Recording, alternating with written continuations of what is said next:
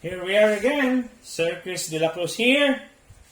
And this time we are going to discuss another topic in physics, and this is entitled Vector and Scalar Quantities. So in physics, measured quantities or physical quantities are classified into two. This is the so-called scalar quantities, and the other one is vector quantities. Now, what is scalar quantities? These are quantities that can be specified by magnitude and unit, while vector quantities are quantities that can be specified by magnitude, unit, and direction. Now, in order for you to better understand the difference between scalar and vector, let me give you some examples of measured quantities or physical quantities in physics na kinaklasify or under the classification of scalar and under the classification of vectors. Now, halimbawa sa scalar, length, mass, time, distance, speed, power, work, and energy, temperature, volume. So, bakit ito ay nahandoon sa scalar? Because these quantities are quantities that can be completely specified by just giving the magnitude and the unit, period.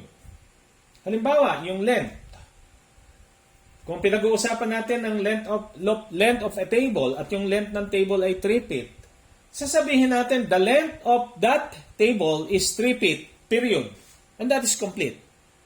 Maliwanag yon, nagkakaintindihan tayo. Kung ang halimbawa, tinanong ka, what is your mass? At sinabi mo, I'm 80 kilograms, period. That's complete. Nagkakaintindihan tayo. Magnitude plus the unit. And even the time, the distance, speed, and other physical quantities. Pagka ito ini-specify, nilagyan natin ng number, that is the magnitude, plus yung kaniyang unit, then maliwanag na yon.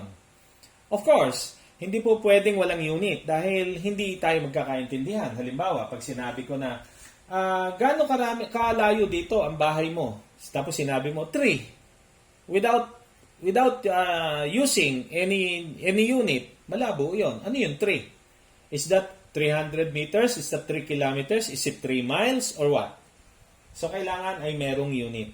Please try to take note that in any measured quantities, kailangan talaga, kung iyon ay under the classification of scalar quantities, kailangan sinasabi natin yung magnitude at hindi kinakalimutan ang unit.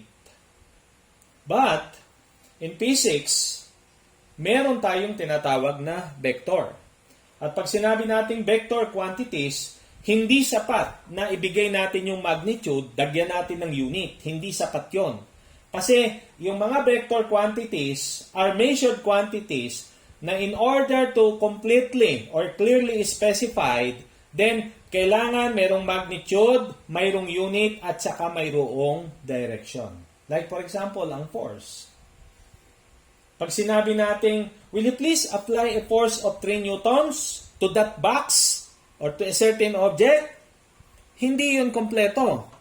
Kasi, ang susunod na question doon, nung inutosan mo is, saan ko ba siya itutulak? And in the first place, anong klaseng force ba i-apply ko? Is it push or pull? It is to the left or to the right? Okay? So, ganun yun. That is why, when we talk of force, in-specify natin 100 newtons. Well, kailangan lagyan natin ng degrees. O kaya naman, to the east, to the west, to the north, or to the south. Same also with weight. Although, ang weight ay hindi na natin kailangang lagyan ng direction because it is understood na ang kanyang direction is always going downward towards the center of gravity. But, meron siyang direction. Momentum is also. Displacement is also. Velocity is also a vector quantity, acceleration, and gravity. And later on, I will give you some example para mas maintindihan natin kung bakit ba talaga kailangan na ini-specify ang direction pag ang pinag-usapan natin ay vector quantities. Okay? So, here we are. Example. Mass. Since we are talking here of scalar, kailangan lang natin magnitude and unit. So, 3 kilograms, kompleto na yon. 250 grams, 100 slugs. Okay? So, yung slug is a unit of mass in the FPS or the English system. So, hindi tayo familiar dito, no? Yung iba ay hindi familiar dito. But if you study physics and science, then more or less, natatandaan natin yung unit ng slugs, which is a unit of mass in the FPS or the English or British system. Okay, so yan lang, magnitude and a unit, magnitude and a unit, magnitude and a unit. That's already a complete description. Now, pagka ang pinag-usapan natin ay vector quantities, like for example, weight. Ito ay kahit hindi natin lagyan ng direction, like what I have said earlier, yan ay maliwanag na because ang weight naman is always towards the center of gravity. Pero ang force, kailangan siya ay maliwanag. In fact, kailangan niya ini-specify pa yan because when we talk of any problem, kailangan nakalagay kung yan ay ano bang klaseng force? Is it a push or a pull? Kamukha nung nakikita nating mga naka-sign doon sa mga pintuan ng mga establishment na nakikita natin. So pag sinabing push, that is a kind of force. Ang ginagawa natin ay to lock. When we say pull, it is also a kind of force na ina-apply natin at yun naman ay hatak. Okay? So, force is a vector quantity. That is why pagka in-specify natin, merong directions yan. Halimbawa, 5 newtons to the east, to the west, to the north, or to the south. Or 300 pounds, 30 degrees northwest. Or 800 dynes, 60 degrees southwest. Okay? So, yung 30 pounds, 300 pounds, pounds is a unit of force in the FPS system. And dynes naman is a unit of force in the CGS system. If you still remember the three systems of units na i-discuss natin doon sa first part ng discussion natin in P6, yung measurement at saka yung system of units, meron tayong MKS, CGS, and FPS. And for those of you who were not able to watch those videos, then actually yan ang advantage nung nasa YouTube, compared to the classroom discussion. In a class, inside the classroom discussion, after na mag-discuss yung professor mo, then it's up to you kung paano mong i-recall. Kung ikaw ay nag-take ng notes or whatever, pero pagdating dito sa YouTube, you can watch the video presentation ng paulit-ulit. Kaya madali mong maiintindihan. And so, in order for you to recall that the system of units na i-discuss natin do sa mga previous lecture discussion natin, then pwede nyo balikan yung part 1 on P6, Introduction to Measurement and System of Units. Okay? Now, vector notation. A vector is typically represented by an arrow-tipped line segment. Like, for example, this one. This is normally the symbol for a vector, whose direction is indicated by the arrow and the length should be proportional to the magnitude of the vector. So later, mas maiintindihan natin yan. So, ganito siya. So, later, when we talk to our next topic, which is about vectors and forces, doon natin makikita that there are two types of solving problems involving vectors. But this time, bibigay ko lang sa inyo yung preliminaries, no? So, ang paggagawa ng diagram or paggagawa ng notation about vectors, ito ay hindi lang basta tayo naggagawa ng straight line and then merong arrow. Kasi yung arrow, it specifies the direction. Pero yung kanyang straight line, Iyon ay nag-i-specify dapat ng magnitude. Lalo na kung ang pinag-uusapan natin is a group of vectors. Kailangan meron natatantya natin ng haba. Baka mamaya, for example, dito merong 40, 90, 65, and 120 newtons. Baka mamaya maggawa ka ng diagram ng vector na mas mahaba pa yung line segment mo ng 40 newtons compared to 65 newtons. And that is wrong. Kailangan doon pa lang sa paggawa natin, pagsusulat ng line segment and an arrow, doon pa lang, pagka marami tayong vectors na i-draw, doon pa lang magkakaroon tayo ng idea kung alin yung pinakamataas ang magnitude at alin yung maliit ang magnitude. Like for example, this one. This is 15 newtons, this is 20, and that is 50. So, pinakamahaba, therefore, yung 50. And ang pinakamaiksi ay yung 15 newtons. Okay? Because the line segment actually indicates the magnitude. The arrow indicates the direction. Kaya yung talagang actual at tamang pagdodraw ng vector, excuse me, lalo na kung pinag-uusapan natin is the graphical method, then gumagamit tayo ng scale, a ruler and a protractor. And kailangan meron tayong tamang scale. Halimbawa, ito ay ruler at ang ginamit natin ay yung centimeter scale.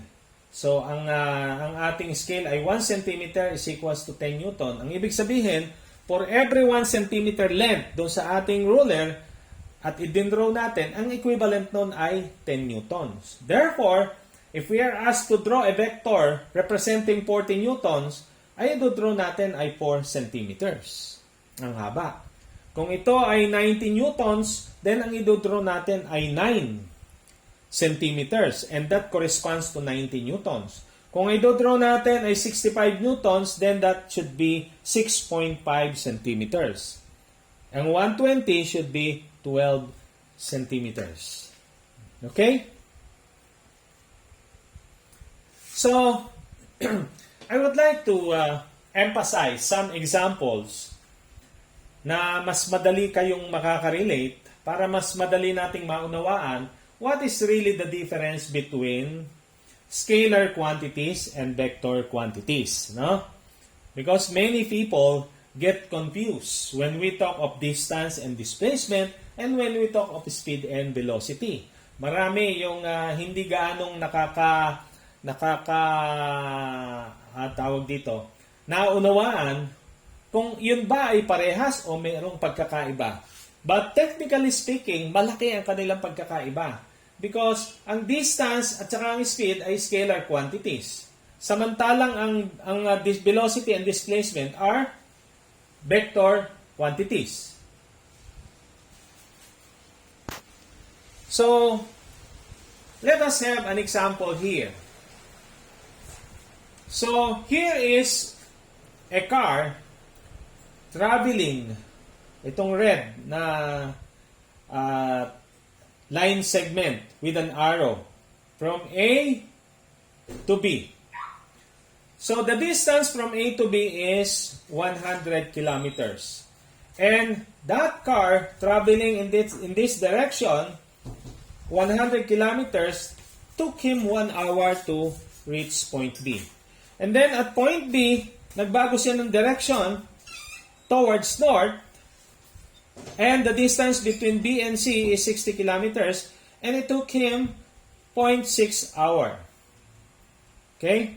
So, kung makikita nyo, meron tayong illustration dito na ginamitan natin ng east, north, west, south. Ano?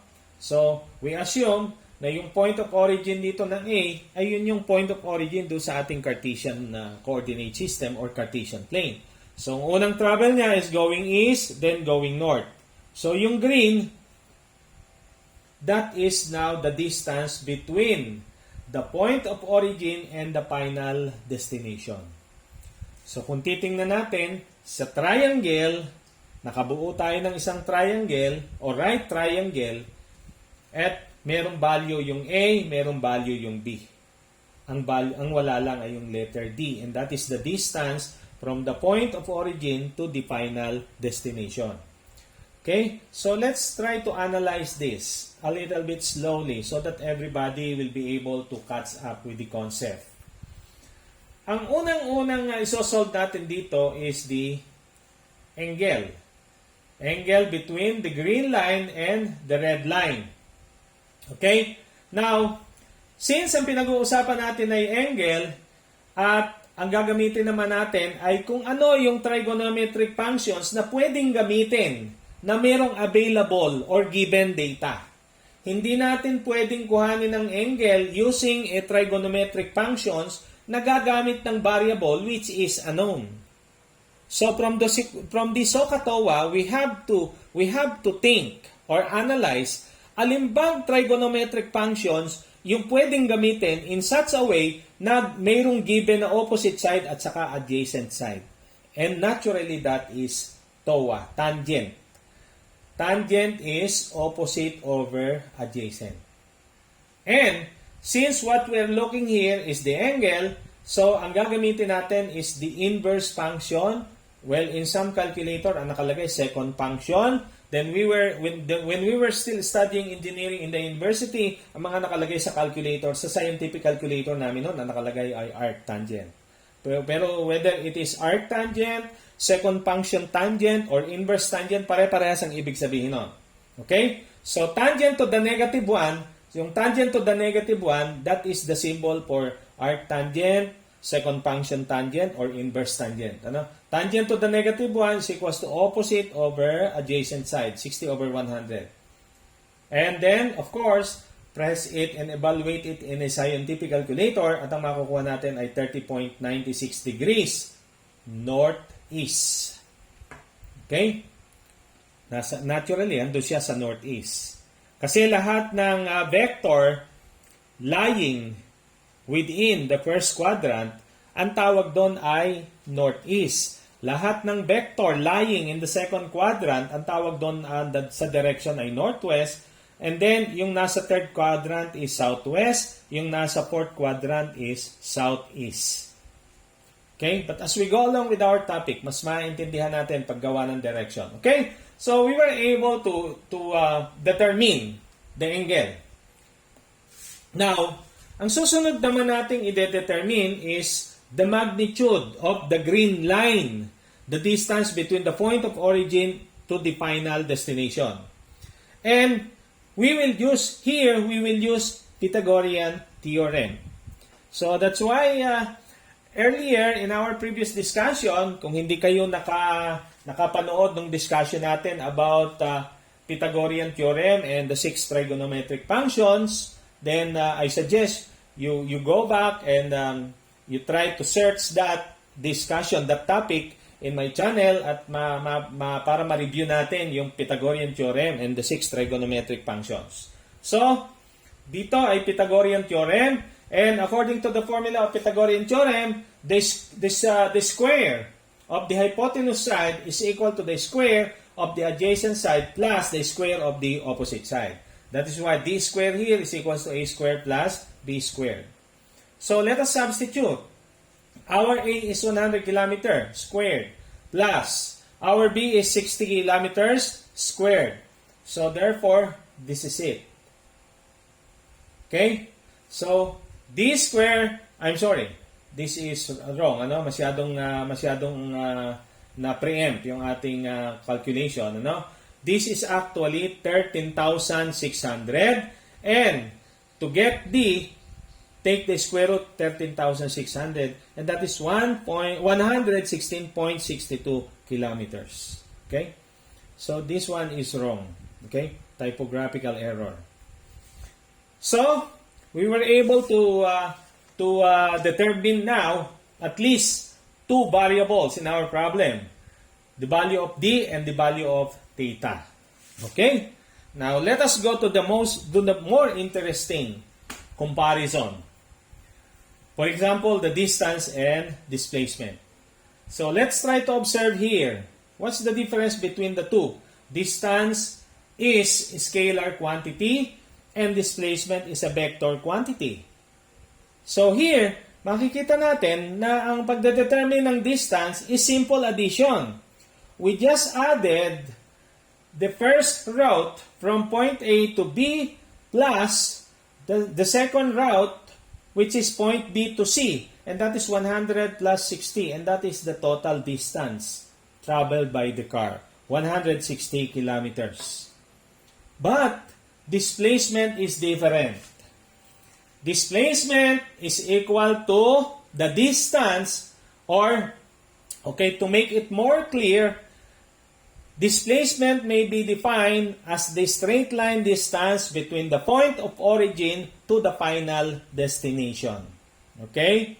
So therefore, the displacement is equal to the value of D, because the green line here represents the straight line distance between the point of origin to the final destination.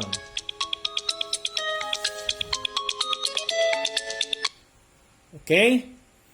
So, here it is. The displacement, therefore, is 116.62 kilometers. What is the direction? Located siya at 30.96 degrees north of east. So, siya kasi ay vector, kaya siya ay merong direction. Okay? So, another example, in order to discuss more clearly yung term na displacement. Yung term na displacement ay nanggaling siya from the word displace. Kaya ang ibig lang sabihin nun is we are talking of the initial and the final point, displace. So, yung car, dati nandito, ngayon ay nahandon siya sa C. So, na-displace siya from A to C. Regardless kung saan siya nagdaan. Kung ikaw ay nag-travel, halimbawa, nagpunta ka rito, nag-letter S ka, direct ang pinagdaanan mo, kung saan ka nagpunta bago ka nagpunta sa C, ang nabago lang sa iyo ay yung distance traveled. Determine natin what is the total distance traveled from A up to C. But regardless of route, ang displacement ay hindi pa rin nagbabago. It's always from A up to C, and that is the straight line distance there. Okay? So, knowing distance and the displacement, we can now solve for the speed. And the speed is the total distance traveled over the total time. And that is 160 over 1.6 hours. And that is the total time. 1 hour here and 0.6 here. And the speed is 100 kilometers per hour. Period. While velocity, kung mapapansin nyo, meron siyang line doon sa taas, the same symbol, V, pero meron siyang straight line doon sa taas ng bit to specify that velocity is a vector quantity. And that is D also, kaya nga lang, yung D niya ay displacement over the total time is the same. And therefore, it's 116.62 divided by 1.6. And that is equals to 72.89 kilometers per hour, 30 degrees north of east. Okay? Now, additional discussion para mas maliwanag the difference between speed and velocity. Ang speed is simply or can simply defined as it refers to how fast an object is moving. But velocity is different. It specifies how fast an object is moving and in what direction. Okay? Kaya yung nahandun sa ating dashboard ng sasakyan, ang tawag doon ay speedometer, hindi yung velocity meter. Because it only specifies when we are driving, pag tumingin tayo doon, it only specifies how fast our car is moving. Okay? Another examples here between distance and displacement. This is a very nice example para mas maintindihan lado natin ang gusto. No? An Olympic-sized swimming pool has a length of 50 meters from the starting point up to the end. Now, halimbawa, we are talking here of a 100-meter distance swimming event. So this is the start. Pag sinabing 100 meter distance, yung na swimming event, dito ka mag-start, punta ka doon, 50 meters, then pagdating doon, babalik ka ng another 50 meters, and this is the finish line, and that is another 50. So that's a total of 100 meters. Now, if somebody asks you, what is the distance traveled? So, definitely, and obviously, it is 50 plus 50 that is 100 meters. But if they ask you, what is the displacement? The answer there is 0. Why? Because yung starting point at saka yung finish line is the same. So if you started there and then return there after swimming, then hindi ka na displace. Kasi nandun ka pa rin bumalik ka sa pinanggalingan mo Doon sa entire travel, doon ka pa rin nag-end. So, hindi ka na-displace.